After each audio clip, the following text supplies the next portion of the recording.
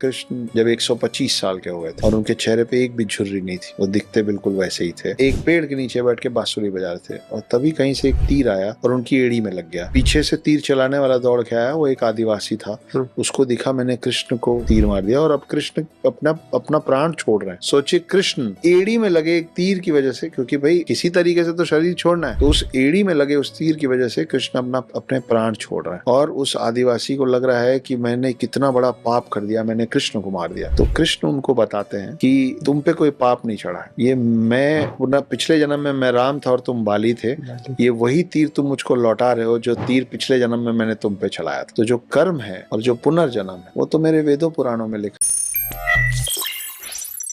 कृष्ण जब 125 साल के हो गए थे और उनके चेहरे पे एक भी झुर्री नहीं थी, वो दिखते बिल्कुल वैसे ही थे। एक पेड़ के नीचे बैठ के बांसुरी बजा रहे थे और तभी कहीं से एक तीर आया और उनकी एड़ी में लग गया। पीछे से तीर चलाने वाला दौड़ के आया, वो एक आदिवासी था।